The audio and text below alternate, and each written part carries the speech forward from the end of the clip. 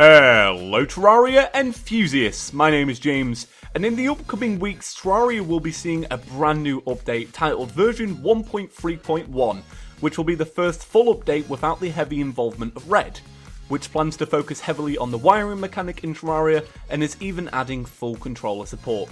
Now I'm super excited to see what great work the Relogic team do, but it's got me thinking about the very first time I played Terraria and how these multiple free updates have changed the game and kept players coming back time after time to play through the new updates and keeping Terraria in the top selling Steam games of each year since its launch in 2011. So today, for players of Terraria on day 1 and even players who started in Terraria 1.3, I'll be counting down 5 of the greatest ways Terraria has changed and how these features affected the overall gameplay. So with that out of the way, let's begin. 5. Coming in at the number 5 slot, brand new biomes and world features. Now this on paper seems like a very minor thing and it can often be taken for granted. Since day 1, Terraria has seen drastic improvements to world generation that has made worlds much more easier to navigate and much more of an enjoyable experience. Since the launch of Terraria, it has also seen brand new biomes such as the surface jungle biome, as the jungle was exclusively underground. There is also the bee biome, the snow biome, which was added and then later revamped, the desert biome, which just started as a place for temples and has now seen its own enemies and world generation, and even biome structures like the jungle temple. Now all of this combined is made for a really immersive Terraria world, with different climates, enemies and much more variety for buildings. 4. Coming in at the number 4 slot, the Summoner's Class.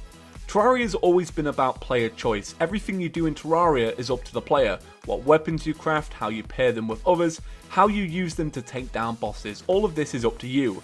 And one of the ways players like to categorize all of these choices is into classes such as Ranger, Melee and Mage. But one of the biggest changes to Terraria was a 4th choice added in Terraria 1.2, called the Summoner's Class, which has its own armor, weapons and even accessories. This is a feature Terraria players have been asking for ages, and when it was finally added it was fleshed out enough to complete the entire game using only summoner themed items. Also as a side note, the Yo-Yo class was also a great way to play the game in a whole new way, but this technically comes under the Melee class, but it can't be taken for granted. 3. Coming in at the number 3 slot, Hardmode. The first considerable update for Terraria was the very well hidden Terraria 1.1, which was very rarely spoilt to the public, and so it was quite a mystery for what players would find when they downloaded the patch on day 1. However, the crowning feature of Terraria 1.1 was Hardmode, a feature that completely expanded the game and essentially doubled the playtime of Terraria. And even more, this update had so much content that it took players months to fully experience everything it had to offer. With 4 new bosses, lots of new ore and tons of new enemies, Hardmode completely blew me away the first time I played it. And I remember the excitement of killing the wall of flesh with a friend, only to be torn down a few minutes later by a new stronger enemy. What followed after was countless Skype calls with friends to discuss what new items they'd managed to find and coordinating grinding sessions for crafting materials so that I could get angel wings or new powerful weapons. 2. Coming in at the number 2 slot, 15 new bosses. Terraria has always been a game that focused heavily on combat. From the very first day, players were gearing up for their very first fight against the giant eyeball that would awaken when players had enough defense points to continue.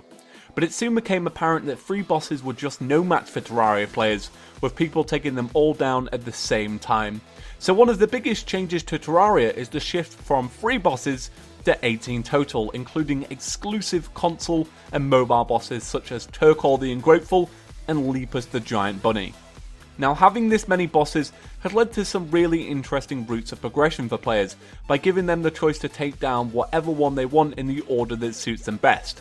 Adding alternative bosses was also a great thing for Hardmode, with mechanical bosses of old ones and a crimson alternative to the Eater World labelled the Brain of Cthulhu. 1. Now, coming in at the number 1 spot, Expert Mode. Fame and glory, kid. So one of the things I was most excited for in Terraria 1.3 was the addition of Expert Mode, which promised to revamp Terraria and make it harder for people who were die-hard Terraria enthusiasts.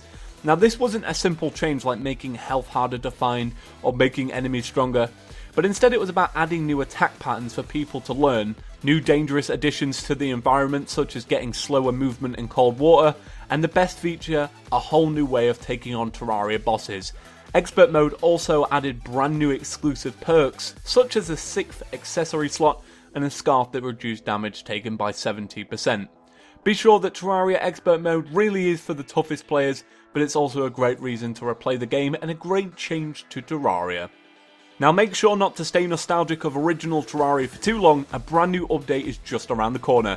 Now here on Chippy Gaming, I like to do a ton of Terraria, so if you'd like early access to all of that content on the new update, and even more top 5 lists like this one, be sure to click that subscribe button. Chippy Gaming is updated daily with brand new content, and is the one-stop place for all things Terraria.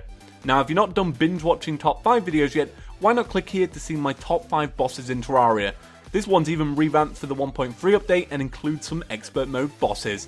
As always, thank you so much for watching and I appreciate the continuous support. Peace.